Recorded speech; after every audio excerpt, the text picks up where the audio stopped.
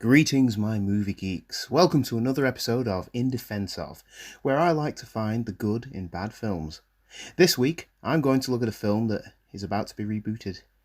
A fourth film in the series which will take the story out of New York.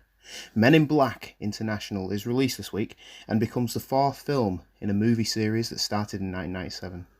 Based on a comic book series that originally ran between 1990 and 1991 and created by Lowell Cunningham, it has spanned almost 30 years and has been made into films, comics, video games, and a short-lived, 4-year TV series, which was actually better than the films. In celebration or commiseration of the release, I'm going to look at the lowest point of the franchise. Men in Black 2 was a quick follow-up to the 1997 film. It is arguably worse than the third installment, as that film at least gave us a different premise, including the use of my favourite movie trope, time travel. Men in Black 2 didn't change a thing, down to one of the main characters being introduced to the wider world of Men in Black. But at least we got the line, "Put it on. What? The last suit you'll ever wear. Again."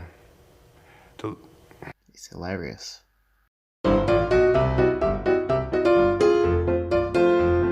But what is the story? Well, if you've seen Men in Black, then it's basically the same, but with the roles reversed. An alien named Salina, Lara Flynn Boyle, lands on Earth and takes the form of a bikini model. She's on Earth to find the Light of Zartha, which, if remains on Earth by midnight, will destroy the Earth. Agent K, played by Tommy Lee Jones, was neuralized at the end of the first film, meaning Agent J, Will Smith, doesn't have a partner. It makes reference to Jay not meshing with any of the agents that he's partnered with, and we discover that Agent L, Linda Florentino from the first film, was neuralized because she didn't want to be a Man in Black. The Light of Zartha is still on Earth, and the only person who knows where it is Agent K, now known as Kevin Brown, and working for the post office. He is split from his wife, and he runs the post office like a military operation. Jay says that he will be able to tell K why he looks at the stars at night, and K agrees to be deneuralized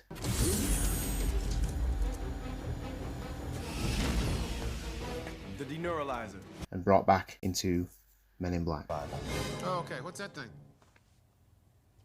The deneuralizer. Salina overruns Men in Black, locking it down. Jay and Kay are flushed away before Kay is deneuralized, making them visit Tony Shalhoub's Jeeves. Kay gets his memories back, and they discover that the Light of Zartha is Rosario Dawson's Laura, and that she needs to leave the Earth before midnight. There is a lot of carryover from the first film. Will Smith reprises Jay, and Tommy Lee Jones reprises Kay. Smith is at peak Smith here, and he's at the top of his game, producing the soundtrack for the movie, as he always seemed to do back in those days.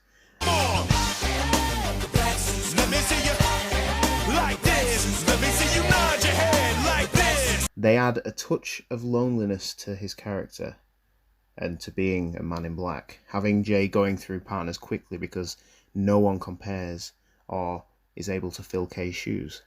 He also decides to break protocol and not neuralize Laura because he feels something for her, which then leads to an emotional moment at the end of the film, which is interesting because these emotional moments carry over into the third film.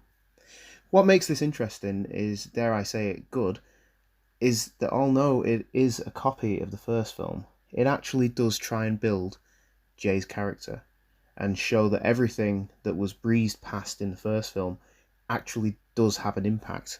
We see him lose his fingerprints, his name, his life, and this film shows that being a ghost and not making human connections is a bad thing. Agent K goes through a similar thing, as the first film points out that he misses his wife and that he wants to leave MIB. It's basically the biggest emotional moment of the first film, and here it's quickly resolved. But they actually go out of their way to show adjusting to life after MIB is harder than it looks. Kay's wife has left him, and he knows that there is something more out there because he's already seen it, he's just forgotten. Quit on me now, Kay. I save the world, you tell me why I stare at the stars. Cool. Salina as a villain is fairly weak, especially following on from Vincent D'Onofrio's Edgar bug beetle thing. But Boyle plays her role well, being able to overpower the whole of MIB in the search for the light. She is also joined by Johnny Knoxville, I can't even remember his character's name, as the two-headed alien. And looking back, the CGI isn't brilliant, but it was 2002 and CG was still only just getting good. As mentioned before, Tony Shalhoub reprises his role as Jeeves, as he does in the animated series. Rip Torn is Zed, and we get a bigger role for Frank the Pug.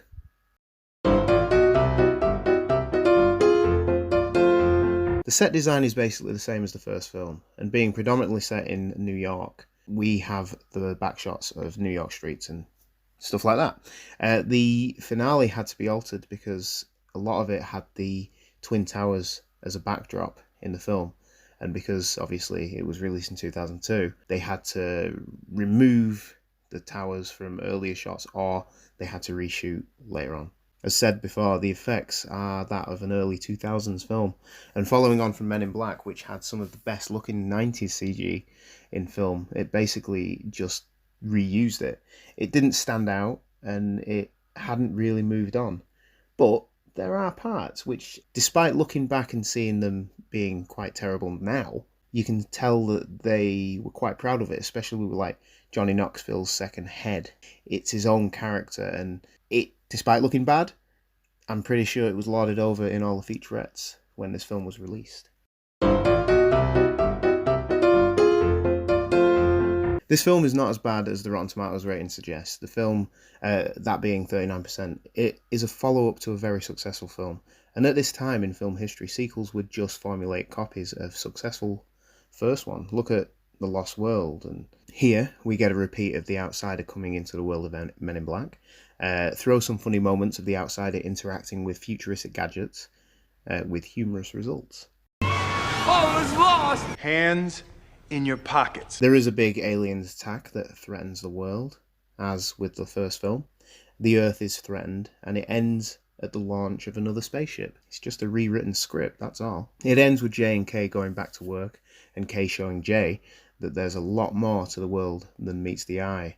Where the ending of Men in Black showed the galaxy was inside a marble being played by a large intergalactic squid creature, the final moment of this film showed that a door inside Men in Black opens up to a large alien airport terminal. It seems like they wanted to have that final sting to make the audience gasp, as they did with the first film, but this just stunk of repetition.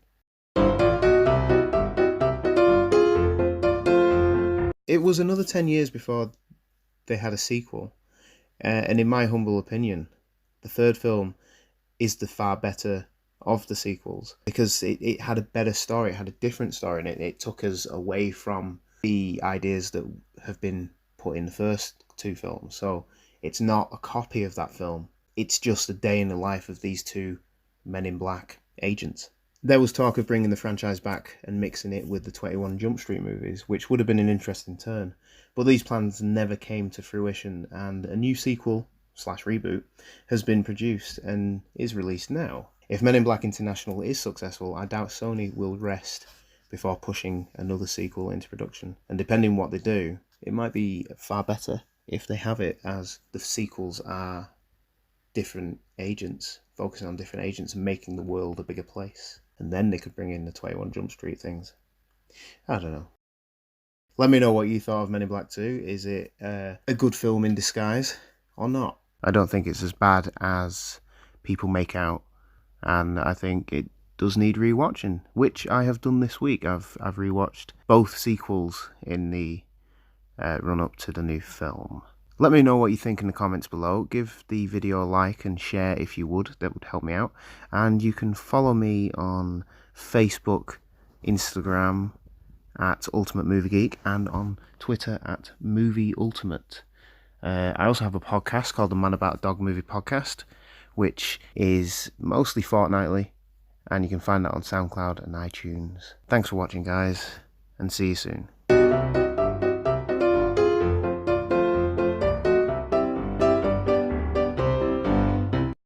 Right, stop that! Silly!